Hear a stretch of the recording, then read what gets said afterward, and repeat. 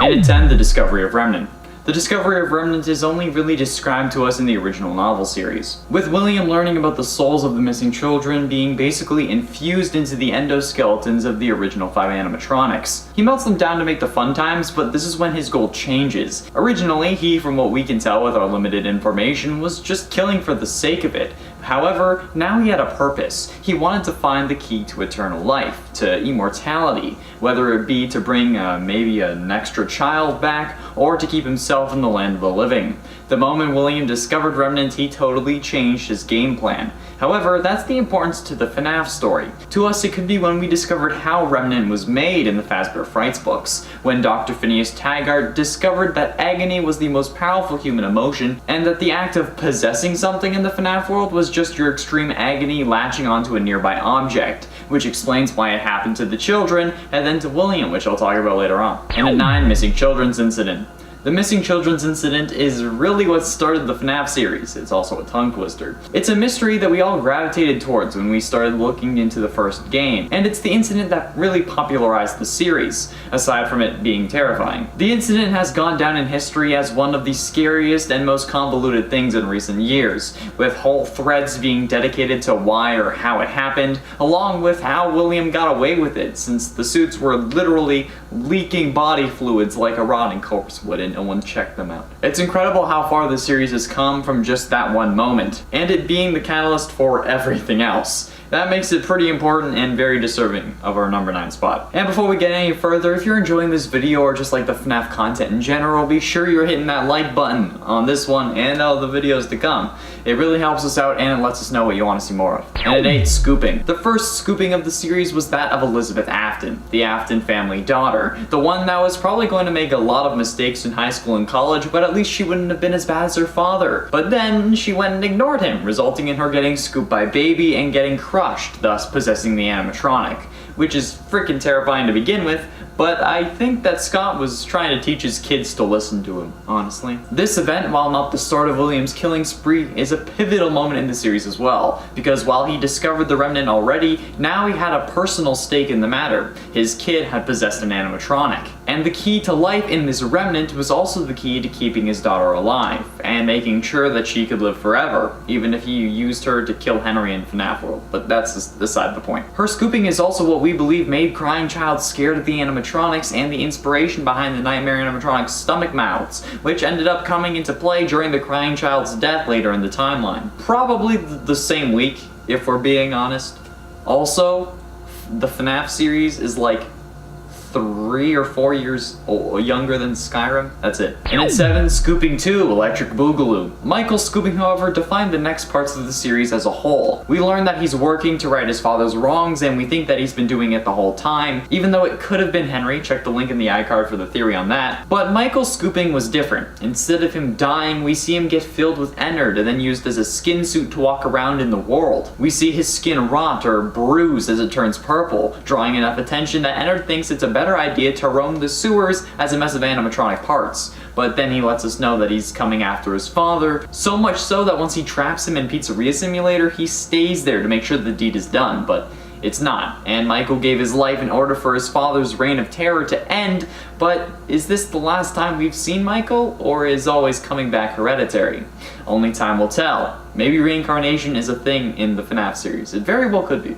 Scott's just pulling things out at this point. And at 6, Springlocked. In FNAF 3, we watch as William Afton tries to save his own skin. He knows the animatronics are alive and tries to save himself by dismantling them in an effort to make sure they won't be able to, you know, stuff him into a furry suit. But in this action, as we see in the 8-bit minigames, he ends up releasing the souls of the characters. Well, I guess technically they aren't released, they just appear in an astral form or something, since they'd still be possessing the suits because he needs to melt them down, but yeah. This scares William because, you know, 5 of his murder victims are staring him down like Chica in a hot slice of pizza, so he does the one thing that he could think of, try and scare them back, by getting into the Spring Bonnie suit he used to lure them away in the first place. This suit makes him feel powerful, it's a confidence booster, it makes him feel like he's in control.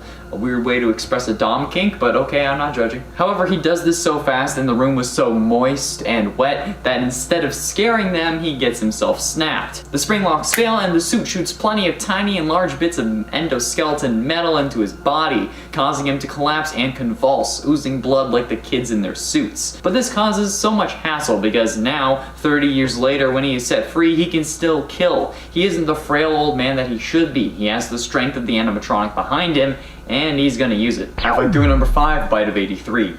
The Bite of 83, not to be confused with the Bite of 87, is one of the most confusing moments in a timeline sense. Like, we know it happened in 1983, but what happened to the crying child after? Does William indeed put him back together? Does he possess something? What happened to crying child? But this is an important moment too, because despite the confusion between 1987 and 1983, this would only drive William deeper into his madness, causing him to do unspeakable and unexpected things, like turn his son into a robot and give him false memories of killing his younger sibling so he wouldn't go back to a Freddy's location, naming the new robot version Michael, for instance. Or by just going on even more of a killing spree, not caring about the consequences of his actions because what else does he have to lose? And if crying child does end up possessing the security logbook or even Golden Freddy, then that only goes to serve this point too. The Bite of 83 is a horrific but important moment. And at 4, Happiest Day.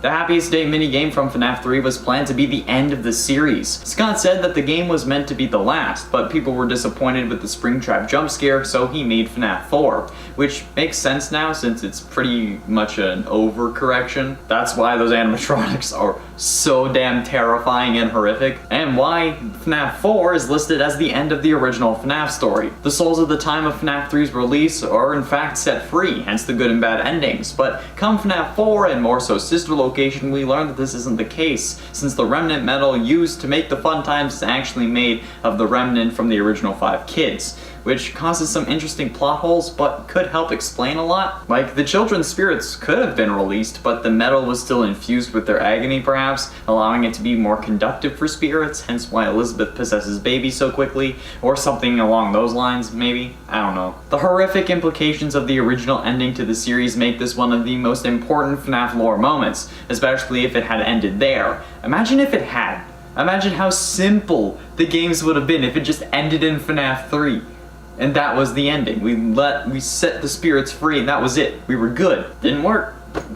Getting close to the end of number 3, FNAF 6. FNAF 6 is another one of those ending sequences, where the series looks like it could have ended, and while slightly more convoluted, it would have been okay. We would have hammered out the rest eventually. The FNAF 6 ending, though, was indeed the end of multiple animatronics. Elizabeth, Charlotte, and Ennard were all released in the FNAF fire, as well as Michael, who stays to burn, and Henry, who stayed so nobody would remember this place or this story. However, we know one escaped. Springtrap, or Scrap Trap, William Afton himself, managing to evade death once again, and it wouldn't be until later where we found out and understood how, and yet we figured he would be back. He always comes back, and now, with nobody to stand against him, he's free to do whatever he wants. Henry isn't fighting him, Michael isn't fighting him, they both thought he would burn, but he's free, as free as he can be while being stuck inside a video game world. For now. Penultimately in number 2, The Man in Room 1280. While plenty of people brush these books off as just books, the story of The Man in Room 1280 is one of the most important pieces of lore we have gotten from this series. It answers a question that we've all had since FNAF 3. How does William keep surviving? How does he always come back? And while it may seem minuscule, this is the biggest hint that we've gotten in ages. Learning that William was possessed by the spirit of one of his victims explains more in the series than any Easter egg Scott had left us. I don't care that Funtime Foxy can mimic voices, or how the Scooper can inject a remnant. It mattered how William's signature line of "I always come back" is true, and this book delivered. It also explains how he came to possess a hard drive that got scanned into Help Wanted. It explains that since he was possessed, he was alive in FNAF 3, and that explains how he survived the fire in both FNAF 3 and FNAF 6. It showed us that everyone knows what he did despite not being convicted. It provided so much for us, and that makes it the most important piece of confirmed lore that we have. There is one moment that is more important, but we have nothing on it at the time of this recording. And that point is, finally, in number 1, the breaking point.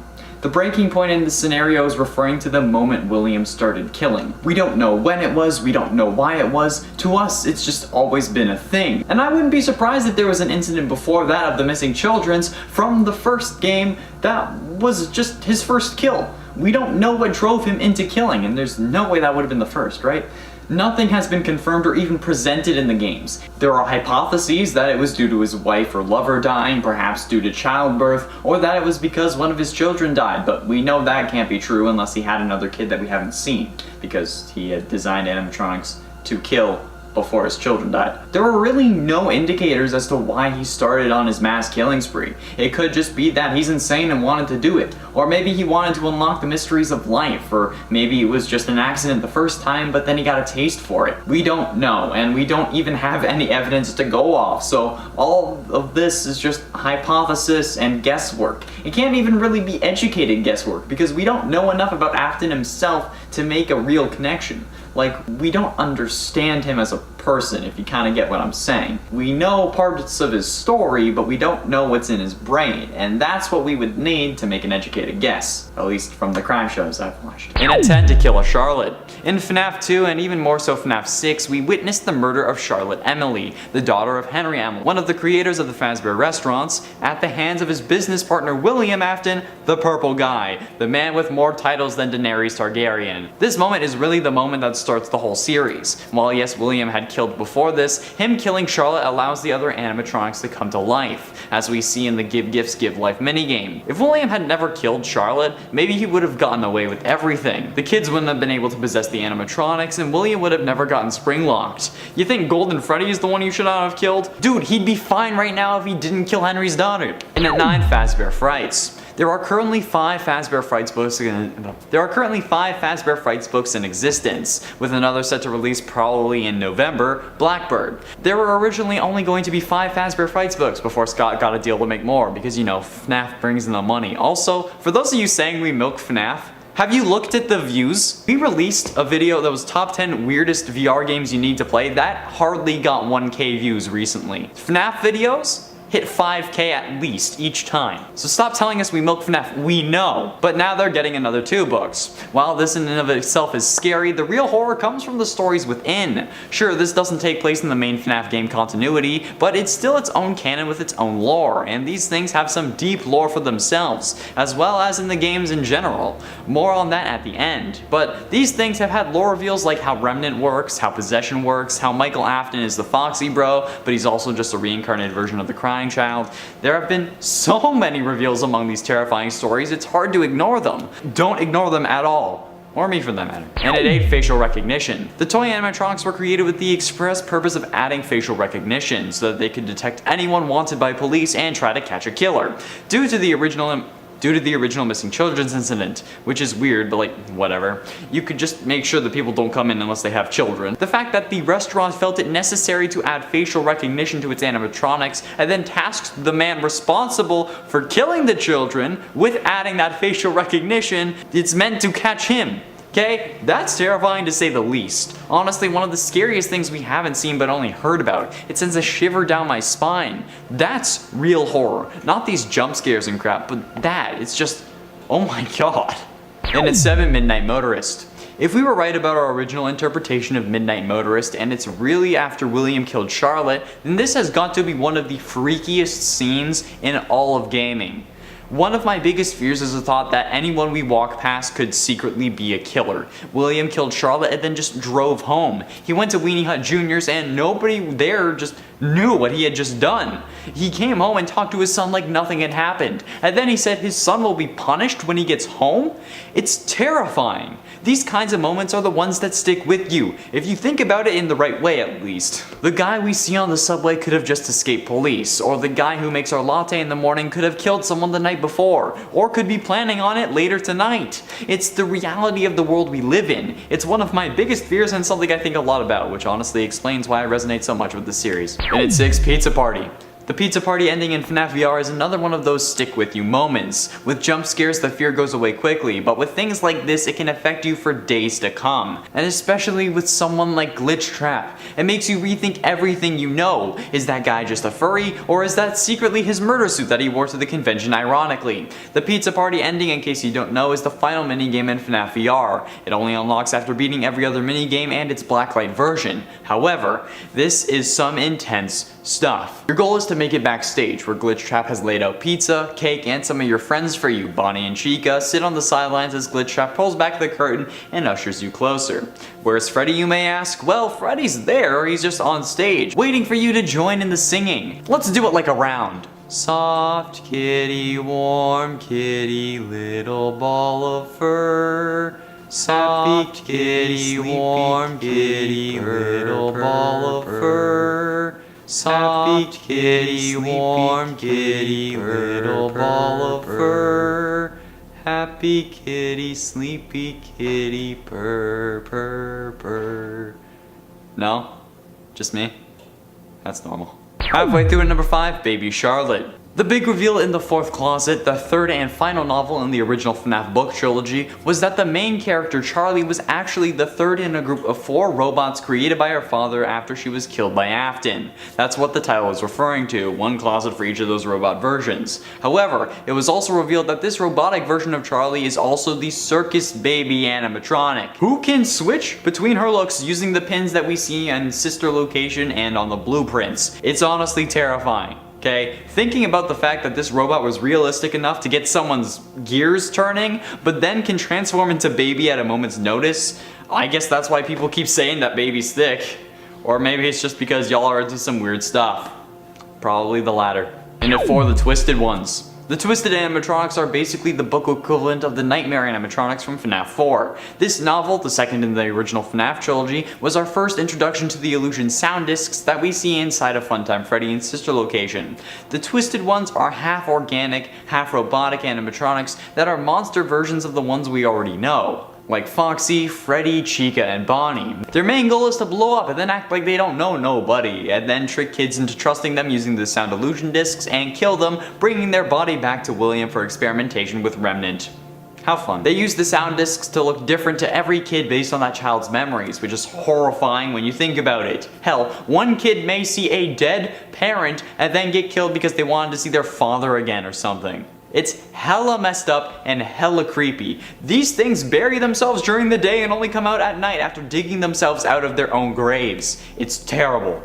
And at 3, Ultimate Torment. The ultimate custom night story we all know is that William is in hell being tortured by the soul of Cassidy, the one you should not have killed. However, now we seem to think that he was possibly in a coma in the hospital recovering from his FNAF 6 burns thanks to the story The Man in Room 1280. From the Bunny Call Fazbear Frights book. No matter what, this thing is still really scary when you think about it. Being tortured constantly would be one hell of a feeling. But when it's about someone who's constantly killing people, why should we care? Because of what it means to the series. This series is going through it in terms of lore reveals thanks to the Fazbear Frights books, but this we thought was solid. Now not even William being in hell is a thing that's confirmed. I mean, of course he'll be going to hell, but only if he can actually die. A killer who will never stop. That is bone shaking. Bone shake is ready.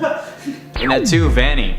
With the latest release of the FNAF Security Breach teaser, we can only speculate what's going to become of Vanny, the main antagonist of the game. Also, I know the game isn't reportedly in VR. I still have my doubts, but I did see the comment on both previous FNAF videos as well as the comment left by Steelwool on Steam, so sorry for causing any confusion there. I literally wrote those 2 scripts in the space of 3 hours, which is incredibly fast, especially for me, and filmed them both before noon. Okay, so cut me some slack.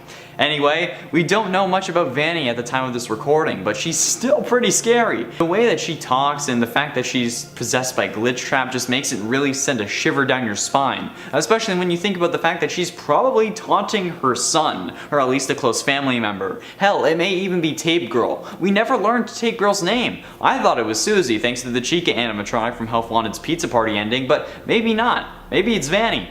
Finally, and at number 1, I always come back. He protect, he attack, but most importantly, he always come back. Even still, potentially! This theory comes to us thanks to the story The Man in Room 1280 from the latest Fazbear Frights book Bunny Call, which features a man burnt beyond recognition and an iron will to live. However, it's not his will to live keeping him from the nurse's attempts on his life. It's really the spirit of one of the missing children who is keeping him alive so that he can be continuously tortured by living. This is obviously a reference to William Afton, who is burnt to a crisp in FNAF 6, but potentially still alive because of this spirit. This also explains how William survived for so many years while being trapped behind a wall, until he was set loose in FNAF 3. And you people thought I was crazy. I said he was alive, therefore Springtrap wasn't an animatronic because he was being controlled by a living human. He was just a human stuck in the suit. And besides, a man living for 30 years behind a wall isn't the most far-fetched thing in this series. Well, now it's canon. William Afton was being kept alive by the spirit of a dead child, who in the epilogue had found his way into the Stitch Wraith, meaning that now William is finally dead, but probably not before latching his soul onto another circuit board with usable code that ended up becoming Glitch Trap. So, is he really dead? Number 10. The Fate of Charlie. Through the minigames we have learned that the puppet is another animatronic possessed by a spirit. It seems that the puppet is actually possessed by the soul of Charlie, Henry's daughter. Although this is a little confusing if we're factoring in what we know of Charlie from the books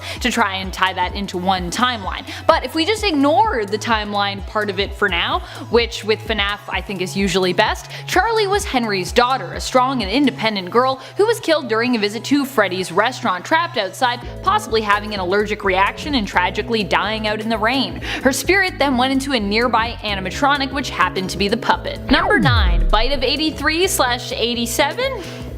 You decide which year it is. One of the most horrific and graphic revelations when we actually got to see one of, or potentially the only bite from the 80s revealed in FNAF 4. In a minigame, we see the crying child tormented by his older siblings and their friends. The young boy is celebrating a birthday at Freddy's and is frightened of the animatronics. Knowing this, his older brother makes him stand next to the Fredbear animatronic and then even puts his younger brother's head inside the animatronic's mouth. That is not safe, making his brother give the animatronic a big kiss. However, the animatronic malfunctions and his teeth and jaws clamp down on the boy's head, crushing his skull and, as we learn later, killing him. Some believe this should be known as the Bite of 83 due to an advertisement seen in the minigame from 1983, whereas others think the bite lines up too closely with what we know of the 1987 incident, the Bite of 87, for it to be a coincidence. What do you think? Which bite is this? Or are they both one and the same bite? Number 8. Stitch Wraith. In the FNAF books, we have learned about the mysterious figure known as the Stitch Wraith, which sounds like it could resemble perhaps Ennard, but apparently is kind of its own thing. Stitch Wraith has yet to appear in the games, but is still horrifying and pretty important to the lore nonetheless. It was brought to life using the souls of 2 children combined with the powerful emotion of agony or suffering. In the Fazbear Fright books, it has shown up in each book, appearing during the end of each one of the stories there, and appears to be collecting haunted animatronics parts for what we can only imagine is some kind of dark and sinister reason. Of course, what we'd really like to know is to what purpose is Stitch Wraith amassing its collection. Number 7. The Fate of Elizabeth Afton. Sister Location in my mind was one of the biggest for lore moments because it just gave us so many important revelations. It and Pizzeria Simulator for me are really the standout games for lore moments. In Sister Location, it's implied and sort of revealed that William Afton had a daughter, Elizabeth. He made the animatronic circus baby for his daughter, but apparently would not let Elizabeth play with baby because he felt it was just too dangerous. This was likely because he'd made it to basically be a murder bot, or because he knew it just could be potentially dangerous and it could malfunction. I don't know why, of course, you'd make a murder bot for your daughter, but hey, I don't think any of us have ever thought William would stand a chance at winning any awards for parenting, am I right? Elizabeth manages to sneak away from her father and the other children, finding herself alone with Circus Baby, who, as expected, murders her, luring her with ice cream. Sweet, sweet ice cream. Elizabeth's soul then becomes trapped in Circus Baby, changing Baby's eye color from blue to green. Number 6. Michael Afton becomes Mike Schmidt. During Sister Location, you play as Elizabeth's brother, Michael Afton, aka Eggs Benedict, as you become nicknamed by the malfunctioning hand unit. In the Sister Location minigames and during the main game that is Sister Location, we learn of your fate as Michael Afton after you are scooped out by Ennard during the true ending. Ennard remains with you, but we later find out as Michael's exterior continues to rot as time goes on, Ennard eventually leaves Michael, being vomited up by him during the minigames where we see him become more and more rotten and eventually fully purple. Circus Baby, however, tells you even without any insides that you won't die, and somehow, miraculously, Mike Afton comes back to life.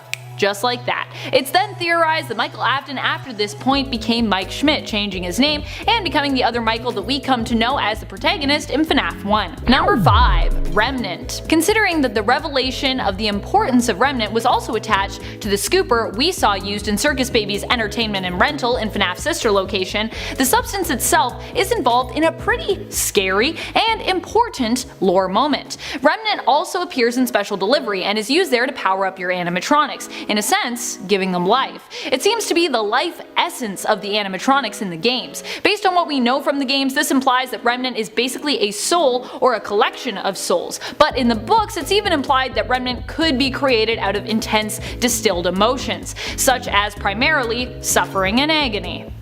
Number 4. Serial Killer. Throughout FNAF 1, it's hinted that something awful happened at Freddy's. Well, actually, a lot of things that were awful happened at Freddy's, and it's later revealed that one of those awful things was a bunch of children that went missing. You later find out that these children didn't just go missing but were murdered by none other than William Afton, dun dun dun, who is of course the inventor of these animatronics. Of course, we're still not sure exactly why William killed these kids, but the fact remains that he is the serial killer responsible, and it's even believed that helping to create the franchise and its animatronics was his own crazy way of creating his own horrific killing ground. Number 3. Springtrap. One of the more shocking reveals was when we find out the fate of William Afton following the murders. He returned to Freddy's planning to dismantle the animatronics he'd built, but the spirits of the children he had murdered returned, hell-bent on getting their revenge. Terrified, William ran away and found the faulty Spring Bonnie model to hide in, knowing that the animatronics would not recognize him as a threat if he was also hiding in an animatronic suit.